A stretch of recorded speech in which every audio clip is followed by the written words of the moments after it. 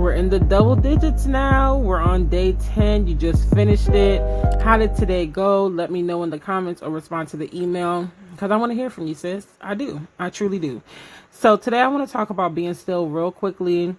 As we're fasting, this is a great time for you to recenter yourself and be still. Being still doesn't mean you're not doing anything. Being still doesn't mean you're not productive. Being still is truly a heart posture and where you should have your soul at. And remember, your soul is your mind, will, and emotions. So you shouldn't be getting ahead of God during this fast. You shouldn't be trying to do everything under the sun during this fast, because how are you going to effectively hear from God? You truly do need to be still and try to clear some things off your plate so that you can hear from God, because that's one of the major benefits of a fast, is to grow closer to God and to hear clear instruction from him. So being still during this time may look like shedding some of those extra activities off of your to-do list and off of your schedule. Setting boundaries to where it's like, okay, I'm going to make sure that I have time with me and God alone at some point during the day. And I'm not just showing up all these places and doing all the things just to say I did it. It might look like having to, leave some things behind. It can really look in different ways, but you should be still enough to hear from God. Don't busy yourself so much to the point where you can't hear from him. And you should be still while being in his word. Because that's another thing too. You can't be fasting and not being still enough to hear from God, but also not being in your word, because one of the quickest and most consistent ways to hear from God is through his word. And so as we're fasting, as we're, trying to do the things that we know please God, let's really look at our lives and see, do I leave room to be still, or am I always ripping and running, going here, doing this, doing that? Because if I am, eventually, not only am I going to burn out, but it's going to affect my effectiveness, basically. Like, if you're always trying to balance 1,000,001 things, then I get it. It comes with the territory and certain seasons of life, or just certain things that God calls you to, period.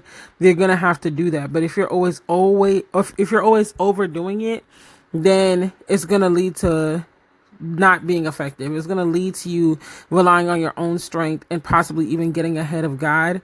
And so be okay with doing nothing. I was literally talking to one of my friends and I was like, I want to get back to having a day where I'm bored. I don't know when's the last time I was bored, y'all. And I'm not complaining. Don't get me wrong. I like to be productive. I like to have a busy schedule. I feel like I do better when I have my schedule pretty booked versus if it's just like nothing going on. I feel like I'm more tempted to be doing stuff that doesn't honor God. Not that I necessarily give into it, but it's definitely there, just full transparency. And that's a good thing, that I like to be productive. But sometimes I'm overproductive. Sometimes it's like you're just going. And you got to stop and be like, what am I even doing all this for? Like, what is the purpose of it?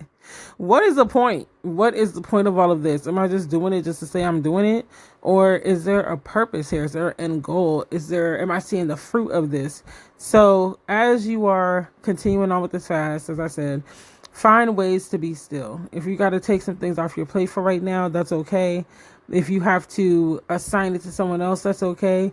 But get comfortable being still and really spending time with the Lord, because it's needed and you can't go wrong with that. That's how you're going to get the clear direction and everything else that you're seeking, even more so than just the fasting. So hang in there, sis. Don't be afraid to be still, especially in a culture where it's very like go. Don't be afraid to be countercultural and be still, and keep looking to the Lord. Talk to you tomorrow. Thank you for tuning into this week's episode of For My Sisters Rondelle podcast. Don't forget to keep the conversation going and use the hashtag ForMySistersPod on social media so I can see you and show you some love. If there are any topics you'd like me to discuss on the podcast, be sure to email ForMySistersPodcast@gmail.com. I'll see you on the next episode. Love you. Bye.